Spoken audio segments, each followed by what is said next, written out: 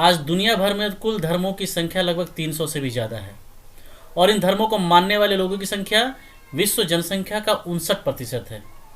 आपको जानकर हैरानी होगी कि एक सर्वे के मुताबिक विश्व जनसंख्या का लगभग 13% लोग नास्तिक है, अर्थात विश्व जनसंख्या का 13% लोग किसी भी धर्म, किसी भी मजहब या किसी भी ईश्वर में विश्वास नहीं रखते हैं।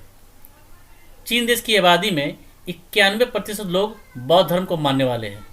अतः हम कह सकते हैं कि दुनिया का सबसे अधिक नास्तिक लोग चीन में रहते हैं। आपको यह जानकर और भी हैरानी होगी कि एक सर्वे के मुताबिक 2016 तक भारत में कुल नास्तिकों की संख्या 33,000 थी। अब यहाँ ध्यान देने वाली बात यह है कि भारत को धार्मिक मान्यताओं वाला देश कहा जाता है और ऐसी मान्यता है कि विश्व का सबसे प्राचीनतम धर्म हिंदू धर्म का उद्भव भारत में ही हुआ था।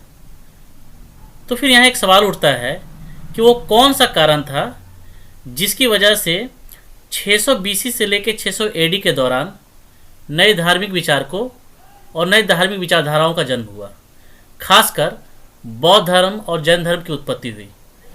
तो इन्हीं सभी सवालों का जवाब जानने के लिए बने रहिए वीडियो के अंत तक। हेलो दोस्तों, मैं हूं फारूक। स्वागत है आप सभी का आपके यूट्यूब चैनल आर्ट्स फॉर सब पे।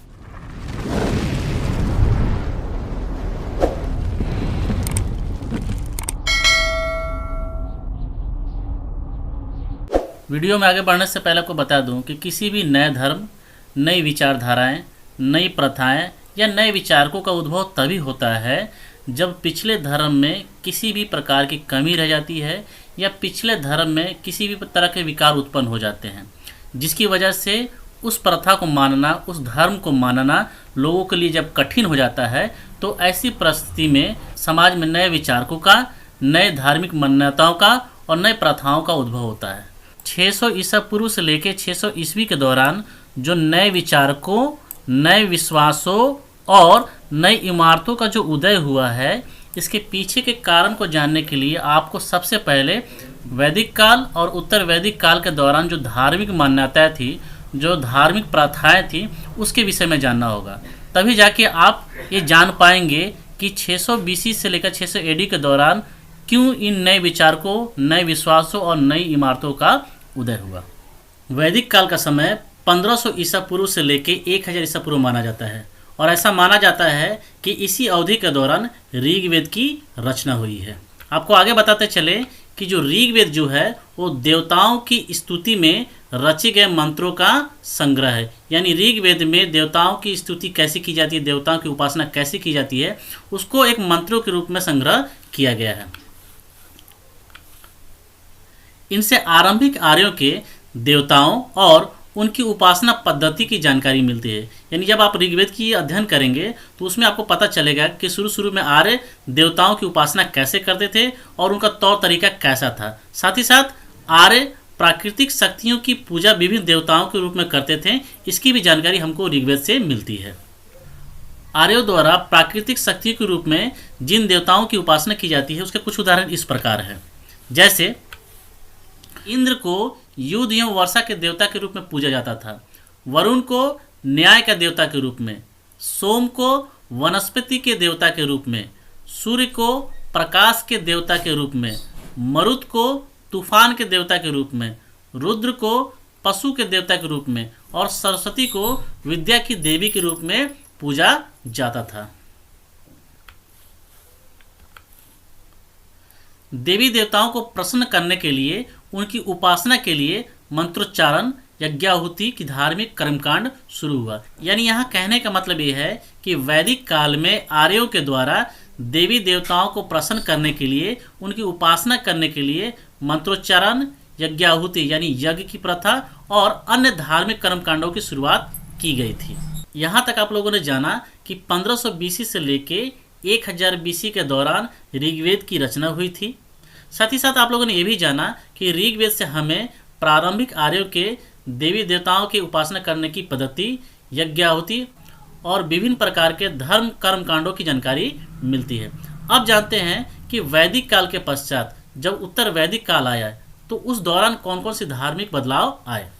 उत्तर वैदिक काल का समय 1000 ईसा पूर्व से 600 ईसा पूर्व तक माना जाता है। उत्तर वैदिक काल में आर्यों के धार्मिक जीवन में जो बदलाव आया था उसकी जानकारी मिलती है। इस कालखंड में तीनों वेदों सामवेद, यजुर्वेद और अथर्ववेद की रचना हुई।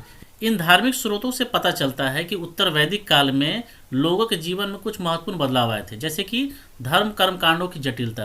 यानी उत्तर वैदिक काल में जो धर्म से संबंधित जो कर्मकांड होते थे, जो परंपराएं होती थी, जो प्रथाएं होती थी, वो काफ़ी जटिल हो गई। उसे मानना लोगों के लिए काफ़ी मुश्किल हो गया। दूसरा, यज्ञ के साथ पशु बलि की प्रथा शुरू हो गई। पहले यज्ञ के साथ पशुओं की बलि नहीं दी जाती थी, लेकिन उत्तर वैदिक काल में यज्ञ के साथ पशु की बलि देने की प्रथा शुरू हो गई। तीसरा, पुरोहितों के प्रभाव में वृद्धि, यानी उत्तर वैदिक काल में पुरोहितों का प्रभाव बढ़ गया।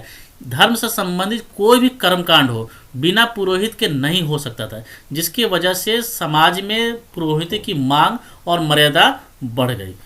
उपनिषदों ने ब्राह्मण ग्रंथों में वर्णित धार्मिक कर्मकांडों, यज्ञ, बलि, पुरोहितों के वर्चस्व की तीखी आलोचना की है।